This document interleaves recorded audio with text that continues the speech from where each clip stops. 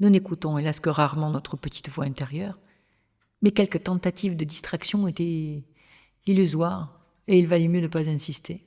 Ses réactions n'en devenaient que plus fortes. Il était loin d'être disposé à un quelconque changement dans ses habitudes infertiles.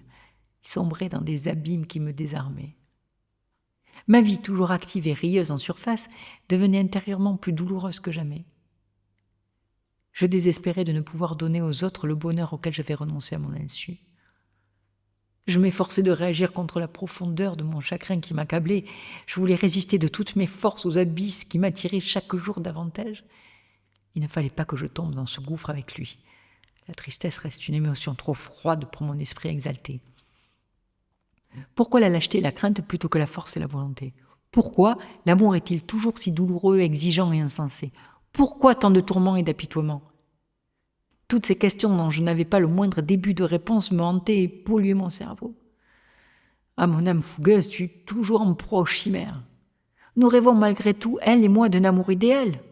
Pauvres insensés. Il était hors de question que je continue à vivre comme ça. Ce subtil magma constitué d'incertitudes, de peurs et de contrariétés multiples commençait à céder la place à une colère sourde.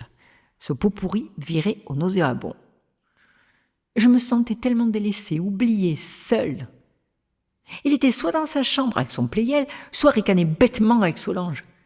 Il avait une fâcheuse tendance à prendre systématiquement son parti lors de nos trop fréquentes disputes, même si j'avais raison. Ils avaient tous deux une belle et forte complicité que je ne m'expliquais pas. Ouais, c'était sûrement une stratégie mise en place pour m'agacer, me contrarier ou même m'évincer. Au cours de l'année 1846, une fois encore, il avait pris le parti de Solange contre son frère Maurice, qui s'était alors quelque peu enamouré d'Augustine, une cousine germaine venue passer quelque temps avec nous. Ce fut la goutte de trop, celle qui fit déborder le vase. Il faut dire que l'entente n'avait jamais été très cordiale entre mes deux hommes, voire hostile. Maurice voulait quitter la demeure familiale si je ne faisais pas de choix.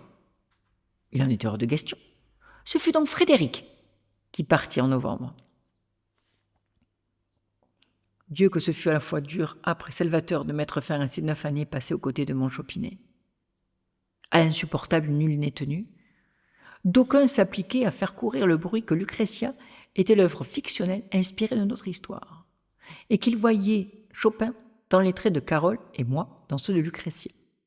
Je ne ferai aucun commentaire.